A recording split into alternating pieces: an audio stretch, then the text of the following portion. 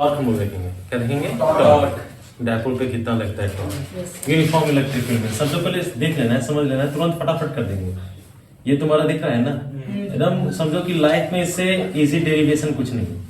ये पैरेलल जो लाइंस हैं वो यूनिफॉर्म इलेक्ट्रिक फील्ड को रिप्रेजेंट कर रहे हैं। किसको रिप्रेजेंट कर रहे हैं? Uniform electric field. क्लियर है? अब यहाँ पे बाहर से ला के रखें, अगर किसी के इलेक्ट्रिक फील्ड में चार्ज को ला के रखोगे तो चार्ज क्या एक्सपीरियंस करता है? फोर्स। तो फोर्स का मैग्नीट्यूड और डायरेक्शन। तो अभी हम लोग देखेंगे दो चार्ज को लाएंगे। क्या लाएंगे? दो चार्ज। एक सिस्टम को ला रहे हैं जिसमें कितने चार्जेस हैं? दो। एक नेगेटिव और दूसरा पॉजिटिव। मैं मान लेता हूँ ये तुम्हारे दो चार्ज हैं। सब लोग देखो ये आपका माइनस क्यू, ये आपका क्या है? माइनस क्यू, है ना? और ये आपका है प्लस क्यू, ये आपका क्या है? Plus Q. दो चार्ज को ला के रख दिए, दोनों फोर्स लगेगा, दोनों पे क्या लगेगा? दोनों पे फोर्स लगेगा और दोनों पे सेम फोर्स लगेगा। दोनों पे क्या लगेगा? Same force. क्यों? क्योंकि इसका भी चार्ज प्लस क्यू, इस पे भी चार्ज क्या है? Minus Q. मतलब मैग्नीट्यूड क्या है? सेम है और दोनों सेम इलेक्ट्रिक फील्ड में रखा हुआ है। तो फोर्स भी क्या लगेगा? सेम। सिर्फ डायरेक्शन क्या होगा? अपोजिट। इस पे जो फोर्स लगेगा वो लगेगा along the direction of electric field. अरे है नहीं? हाँ, अगर मान लेते हैं इलेक्ट्रिक फील्ड का डायरेक्शन पॉजिटिव टू नेगेटिव है तो पॉजिटिव पॉजिटिव क्या होगा? रिपल्सन। पॉजिटिव नेगेटिव को क्या करेगा? अट्रैक्शन। तो ये आपका फोर्स का होगा। मान लेते हैं इस पे जो फोर्स लग रहा है वो लग रहा है F1। क्या लग रहा है? F1। इलेक्ट्रिक फील्ड होता है फोर्स पर यूनिट चार्ज। क्या होता है? Force per unit charge. तो F इज इक्वल टू क्या होगा? QE। तो चार्ज का मैग्नीट्यूड Q, इलेक्ट्रिक फील्ड कितना? E। डायरेक्शन भी बता दिए, along the direction of electric field, along the direction of electric field. Minus Q पे जो फोर्स लगेगा सेम फोर्स लगेगा लेकिन अपोजिट लगेगा। इस फोर्स को मैं मान लेता हूं F2। क्या मान लेता हूं? F2। चार्ज का मैग्नीट्यूड अगर लेंगे तो क्या है? Q। क्योंकि डायरेक्शन में ऑलरेडी स्पेसिफाइड कर चुका हूं। इलेक्ट्रिक फील्ड कितना है? E। अरे बोलो यार, इस पॉइंट पे ध्यान दो सब लोग, इस पॉइंट पे दिख रहा है क्या? यही ना डायपोल है तुम्हारा, फोर्सेस में रिप्रेजेंट कर चुका हूं। बोलो यार। तो अगर मैं मान लेता हूं ये दोनों चार्जेस के बीच का डिस्टेंस है 12। कितना है? 12। ये दो चार्जेस के बीच का डिस्टेंस है जिसको डायपोल लेंथ भी बोलते हैं। तो हम लोग एक टर्म जो डिफाइन करते हैं dipole moment P is equal to कोई भी एक चार्ज ले लो Q, मैग्नीट्यूड अगर फाइंड करना है, multiplied with distance between charges, minus Q और प्लस Q के बीच का डिस्टेंस। तो Q इंटू 12, ये वेक्टर क्वांटिटी, ये तो मैग्नीट्यूड बता रहा है। इसका जो डायरेक्शन होता है वो होता है negative to positive charge. Negative to positive. Electric field का होता है पॉजिटिव टू नेगेटिव। तो नेगेटिव चार्ज ये है तुम्हारा पॉजिटिव चार्ज। तो ये किसका डायरेक्शन बताएगा? डायपोल मोमेंट P का। डायपोल मोमेंट P का। ये किसका डायरेक्शन है? इलेक्ट्रिक फील्ड का। दोनों के बीच कुछ एंगल बनता हुआ दिख रहा है ना? थीटा। अरे बोलो यार, अरे बोलो। तो theta is the angle between dipole moment and electric field intensity. मैं यहाँ पे इसको डायग्राम को ड्रॉ कर रहा हूँ। देखो, एक फोर्स तुम्हारा इधर लग रहा है जो कि है तुम्हारा F1, ये आपका Q इंटू E है, Q इंटू E। और दूसरे पे चार्ज पे जो फोर्स लग रहा है वो इधर ध्यान दो पीछे की तरफ है, ये आपका क्या है? F2। हाँ, F2 इज इक्वल टू कितना है? Q into E।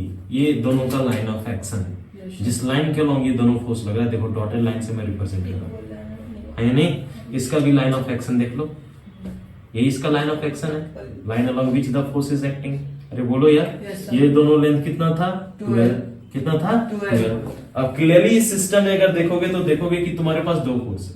कितना फोर्स है? दो फोर्स। F1, दूसरा फोर्स क्या है? F2। दोनों का मैग्नीट्यूड क्या है? सेम। क्या है? सेम। सिर्फ डायरेक्शन क्या है? अपोजिट। और लाइन ऑफ एक्शन भी दोनों का क्या है? अलग अलग है। अलग है। हाँ देखो ना, इसका लाइन इस लाइन पे लग रहा है, ऊपर वाला लाइन देखो और ये नीचे, तो ये बनाएगा कपल। क्या बनाएगा? कपल। तो मोमेंट ऑफ कपल निकालेंगे। क्या निकालेंगे? Moment of couple. डायरेक्ट में निकाल देता हूँ, moment of couple. Moment of couple जिसको हम लोग टॉर्क भी बोलते हैं। क्या बोलते हैं? टॉर्क। मोमेंट ऑफ कपल को क्या बोलते हैं? टॉर्क। तो यहाँ पे याद रखना है, कोई भी एक फोर्स को लेना है। क्या लिखना है? कोई भी फोर्स ले लो। क्लियर है ना? तो आप लेना है मैग्नीट्यूड, अगर हम लोग टॉर्क का निकाल रहे हैं, मोमेंट ऑफ का मैग्नीट्यूड ऑफ आइदर फोर्स, कोई भी एक फोर्स का मैग्नीट्यूड ले लो, multiplied with perpendicular distance, multiplied with perpendicular distance between them, between them, दोनों के बीच का परपेंडिकुलर डिस्टेंस। अरे बोलो यार, दूसरे तरीके से भी मैं फाइंड कर सकता हूं लेकिन ये तुम्हारे लिए आसान रहेगा। देखो यहां ध्यान दो, अगर ये एंगल थीटा है तो ये वाला एंगल कितना होगा? थीटा। अरे बोलो यार, ये वाला यहाँ डायग्राम में देखना है, ये आपका तुम्हारा डायपोल मोमेंट का डायरेक्शन, ये तुम्हारा इलेक्ट्रिक फील्ड का डायरेक्शन। ये वाला एंगल कितना है, ये थीटा है, तो ये भी क्या होगा, थीटा। ये एंगल तुमको कितना दिख रहा है, थीटा।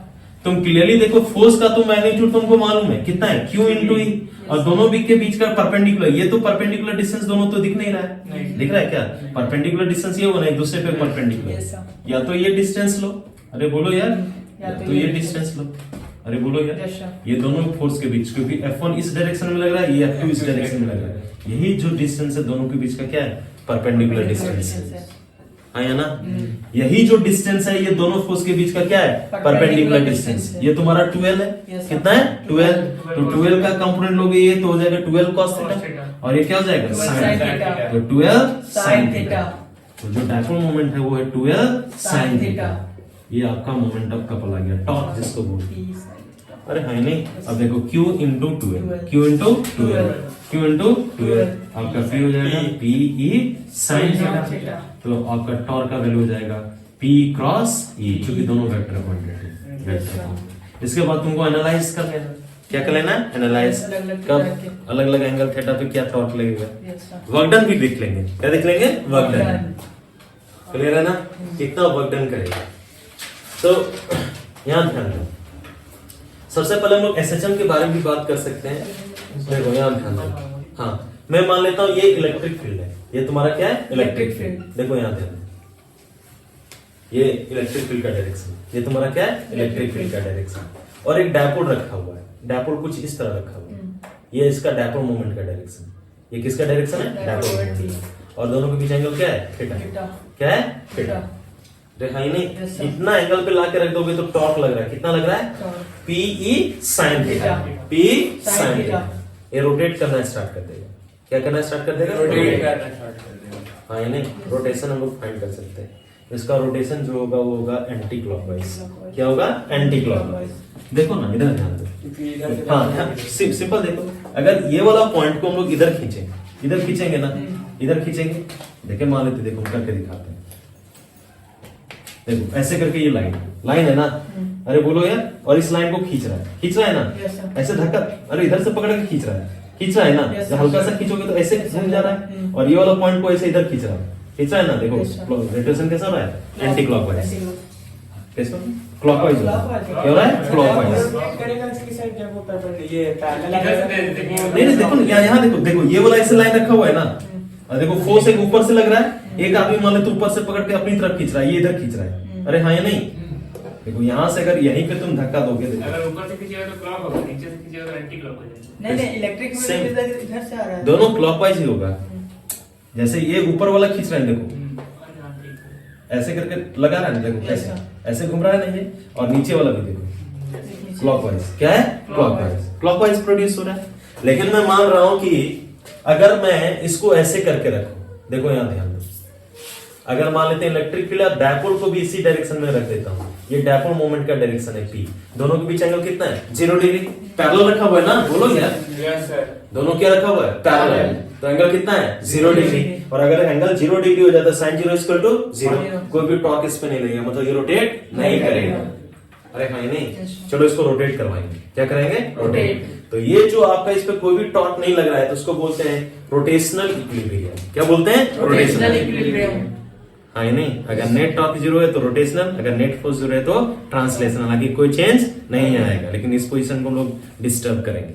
तो ये पोजीशन जो है आपका डायपोल को, उसको हम लोग बोलते हैं इक्विलिब्रियम पोजीशन। क्या बोलते हैं, इक्विलिब्रियम पोजीशन। अब इसके पोजीशन को डिस्टर्ब करो, इसके पोजीशन को क्या करो, डिस्टर्ब, थोड़ा सा एंगल थीटा, थोड़ा एंगल क्या दो, थीटा, इसको रोटेट करा। तो चलो मैं रोटेट करा दिया इसको एंगल थीटा से, ऐसे करके रोटेट करा। अरे हाँ या नहीं, वेरी स्मॉल डिफ्लेक्शन दिए थीटा, अरे बोलो यार। और अगर मैं मान लेता हूं पहले ऐसे करके रखा हुआ था डायपोल, यहां ध्यान दो, और इसको मैंने थोड़ा एंगल थीटा देके छोड़ दिया, अब इस पर टॉर्क लगेगा, क्या लगेगा, टॉर्क, और टॉर्क के कारण क्या कर जाएगा, ये नीचे की तरफ, बताएं क्लॉकवाइज आएगा। बोलो यार, ये भी ऐसे था ना, लाके छोड़ दोगे थीटा, तुम खुद डिस्टर्ब कियो और लाके छोड़ दियो, इस पर टॉर्क लगेगा, क्या लगेगा, टॉर्क, और ये ऐसे आना चाहेगा, आएगा ना, क्लॉकवाइज, लेकिन यहीं पे आके नहीं रुकेगा, क्योंकि ये मोमेंटम गेन कर चुका है। क्या गेन कर चुका है, मोमेंटम।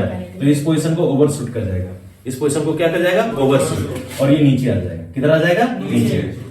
अरे है नहीं, और ये जब नीचे आएगा उतना ही एंगल थीटा पे, कितना एंगल, थीटा पे, फिर से इस पर टॉर्क लगेगा, क्या लगेगा? टॉर्क। क्योंकि जब ऊपर था तो टॉर्क नीचे की तरफ लग रहा था। किधर लग रहा था? नीचे की तरफ रोटेशन हो रहा था। और जब नीचे आएगा तो किधर लगेगा? ऊपर की तरफ। अरे बोलो यार, फिर ऊपर की तरफ जाएगा, इस पोजीशन पे आएगा तब तक जरूर, फिर ओवरशूट कर, ऊपर जाएगा फिर नीचे आएगा। अरे है नहीं? तो इस पोजीशन के अबाउट एक बार ये किधर जा रहा है? ऊपर, एक बार क्या जा रहा है? नीचे। तो टू एंड फ्रो मोशन हो रहा है। क्या हो रहा है? To and fro, oscillatory motion. क्या है? Oscillatory motion. एक बार ऊपर, एक बार नीचे, है नहीं? अरे बोलो यार, लेकिन हमको प्रूव करना है कि ये एसएचएम करेगा। क्या करेगा? एसएचएम। सबसे पहले देखो, हम लोग अगर ऊपर की तरफ लगा रहे थे थीटा, देखो डिफ्लेक्शन किधर दे रहे थे? थीटा ऊपर की तरफ, टॉर्क किधर लग रहा था? नीचे। अरे बोलो यार, देखो ये डिफ्लेक्शन जो दे रहे हैं थीटा, वो मैं दे रहा हूं किधर? ऊपर की तरफ। और टॉर्क किधर लग रहा है? नीचे की तरफ। अगर ऊपर दे रहे हैं तो टॉर्क किधर लग रहा है? नीचे। अभी बताएं जी, मीन पोजीशन से अगर ऊपर की तरफ डिफ्लेक्ट किए, थीटा दे रहे हैं ना डिफ्लेक्शन, तो टॉर्क किधर लग रहा है? नीचे की तरफ, अपोजिट है ना। और कितना टॉर्क लग रहा है? टॉर्क लग रहा है P sine, P sine theta. अगर एंगल वेरी स्मॉल है तो मैं बोल सकता हूँ पी इंटू थीटा, लेकिन टॉर्क और थीटा एक दूसरे के अपोजिट है। टॉर्क और थीटा एक दूसरे के क्या है? अपोजिट। तो माइनस साइन दे सकते हैं। पी और ई अगर कांस्टेंट है, इलेक्ट्रिक यूनिफॉर्म इलेक्ट्रिक फील्ड में रखे हो, तो मैं बोलूंगा torque is directly proportional to minus theta. ये कंडीशन ऑफ एसएचएम होता है। हाँ या नहीं? Deflection is directly proportional to torque, या displacement is directly proportional to force, और एक दूसरे के क्या है? अपोजिट। अरे बोलो यार, अगर इसको और भी सिंप्लीफाई करना चाहते हो तो torque is equal to the I alpha. जैसे force is equal to mass into acceleration होता है ना, F is equal to M, father is equal to मां, पढ़े हो ना यार? वैसे फादर का जो है वो होता है टॉर्क, और मास का जो होता है मोमेंट ऑफ इनर्शिया।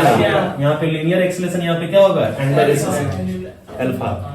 अरे बोलो यार, तो टॉर्क के बदले तुम लिख सकते हो आई अल्फा। क्या लिख सकते हो? आई अल्फा। मोमेंट ऑफ इनर्शिया ये होगा इसका माइनस पी इंटू थीटा हो जाएगा। और linear acceleration A is equal to क्या होता है? D V by D T. अरे बोलो यार, अल्फा होता है D omega by D T, D omega by D T. और ओमेगा एंगुलर वेलोसिटी होगा, angular displacement by time. Linear velocity is equal to होता है linear displacement by time, D X by D T. दो बार हो जाएगा, ये हो जाता है d2x बाय dt स्क्वायर, ये होता है d2 theta by dt square. अरे होता है ना?